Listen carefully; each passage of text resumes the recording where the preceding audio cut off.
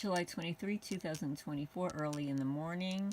I'm going to read a testimony that I received actually a few days ago. I've been wanting to read it, but of course I got a channel strike from a video that I posted as a mirror from Zakos Breedlove Ewing, who has since passed away. And it was basically just music that he created.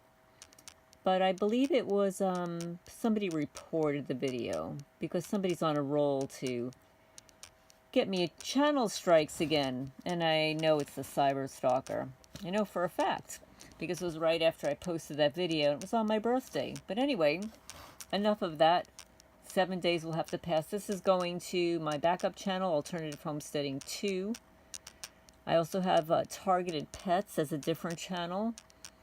I'm also on Rumble and BitChute, but I don't post there very often, but I could upload videos there.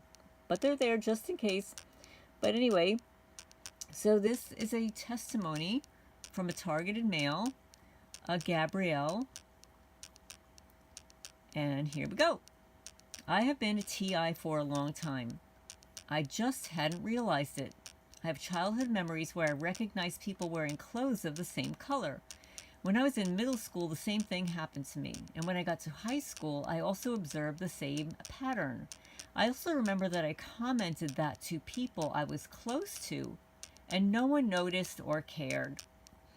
Around the time I was in high school, I read the book Subliminal Seduction by Wilson Bryan Key, and it had a profound impact on me. I did notice patterns others don't. It happens until this day. It was very recently that I was able to give a name to what is currently happening to me, gang stalking. At the end of 2012, I lost my job, my health, my car, and a place to live, and I ended up in an area of homeless shelters in Los Angeles, Skid Row. While I was in the various mission shelters in that area, I was already being stalked and harassed. I thought it was because of the type of people: drug addicts, alcohol addicts, and people with mental problems. In 2015, I managed to move in with a roommate near the area. I already had a part-time job on those days, but not anymore. In that building, suddenly, all the quote-unquote neighbors began to stalk and harass me. They escalated the situation to the point that once they attacked me, 3 people.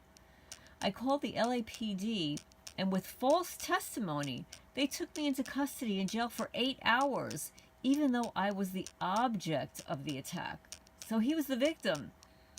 They summoned me to court, and since I had a video that I took with the camera on my phone from that incident, they told me they were no longer going to prosecute me. This is why you always need to photograph these people. Wow, what a great favor. The LAPD and the sheriff are involved in this method of psychological torture. Yes, they are. The LAPD put their helicopters to fly over me every day when I get up in the morning. They fly over my building. When I go out to the street to wait for the bus, and very frequently when I leave the store or library or the court. The court, by the way, Los Angeles County Superior Court, is inside from stalking and harassment too. Every time I go to that 9-story building, it is filled with perps, including all the staff that pass in front of me. In the library, it is the same. Los Angeles Central Library and Los Angeles County Libraries do the same. The health clinics that I attend do their part equally.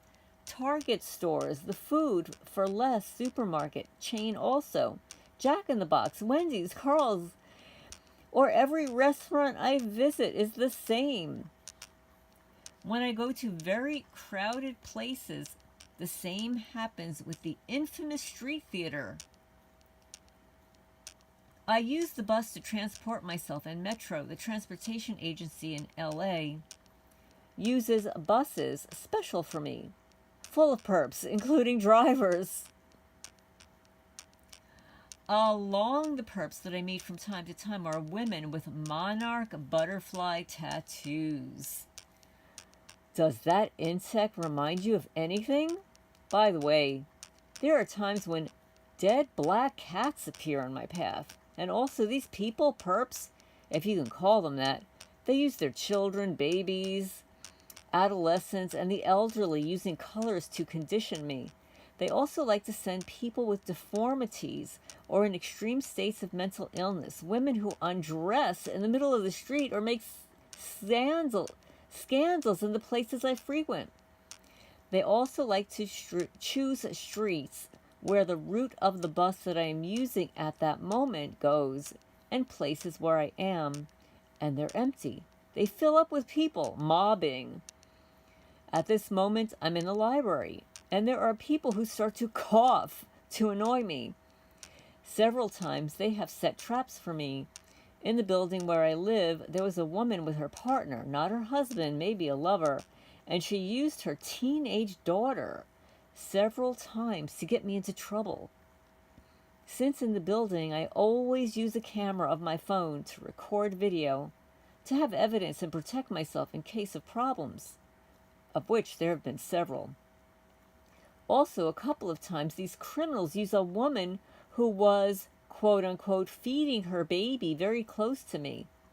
I no longer believe in coincidences. To them, to accuse me of being a voyeur or something like that. In a book about gang stalking, I read that they use edited videos to use them in smear campaigns, and the police, together with the Los Angeles Mental Health Department, once already told me they wanted to persuade me to visit a clinic near the area because, according to the LAPD, they were worried about my mental health since I called so many times about quote-unquote small incidences, such as beatings and death threats. Yeah, those are small incidences, yeah. At this moment, I'm focusing on finding work, and I have not achieved it. I have gone 4 places that offer sales jobs in the area that I have experience, and they did not give me the job. Today, that happened when I arrived at the company to fill out the job application. All the staff were dressed in black, yellow, and green colors, the most recent for their stalking campaign. There are more things to tell, but for today, I'm going to leave it here. Also, I imagine that I'm just an incredibly dangerous person. So anyway, I just want to say, and I should have mentioned it in the beginning, English is Gabriel's second language. So he had to use a translator to translate some of the language into English so that I could read it. And Gabriel is also, I already had his testimony from more than a week ago, and I was going to read it then. And then it just suddenly disappeared from my laptop. It was nowhere. Even when I did a search, it was gone. And I had bookmarked it, and I'd even included his name as a contact, and even the contact disappeared. This is how incredible these criminals are, you know? It's just unbelievable. But anyway, so I'm in YouTube prison right now. So I'm going to be uploading this to Alternative Homesteading 2, and then I guess now in 6 days I will upload all the videos that I upload to Alternative Homesteading 2 back to my main channel. And also, just for the people out there, I have now, through watching a video, figured out how to remove some of the copyrighted music that I find sometimes in videos that I like. Now, a lot of times I'll upload a video that has a Creative Commons reuse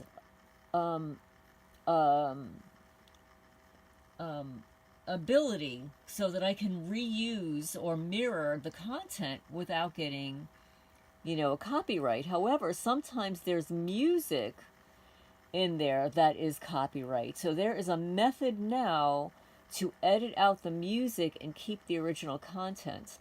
So that's really cool. So now I've done that. I've clicked on that for 4 videos. And YouTube has already converted it back, removing the copyrighted content. So that's really cool. So when you have the copyrighted content, you get that where you're able to use the content, but you're not able to monetize it.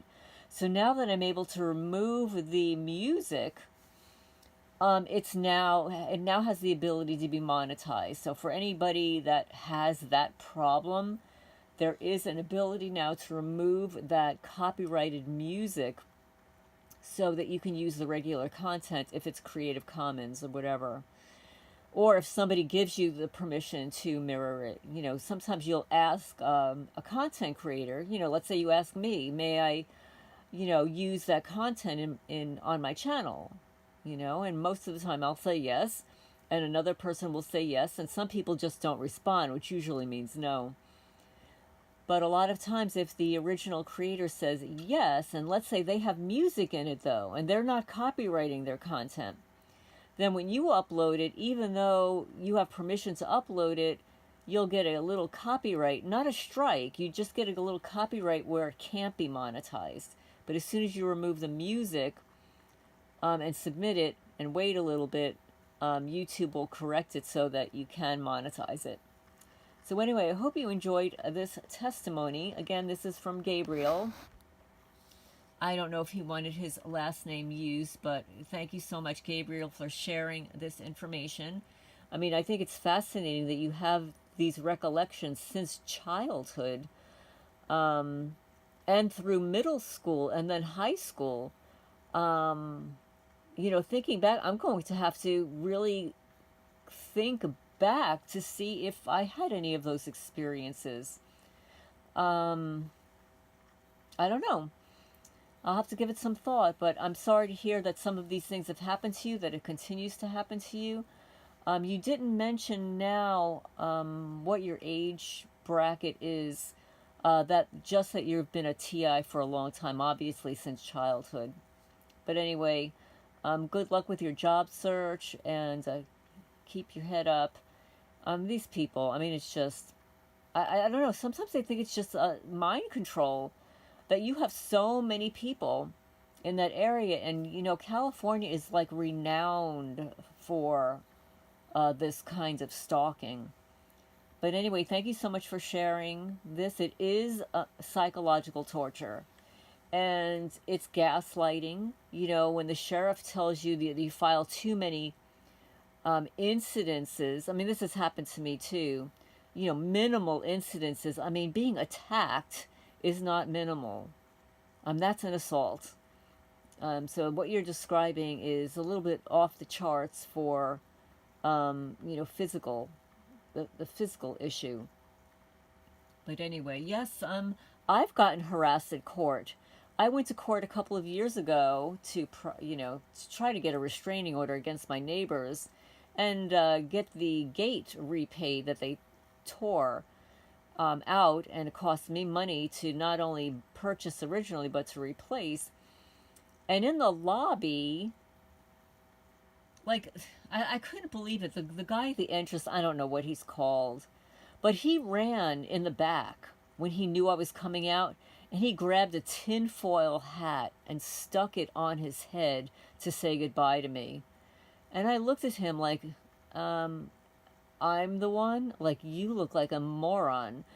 But yeah, that's the extent that these people go. They think that they're wonderful actors and actresses when they're, like, it's so obvious.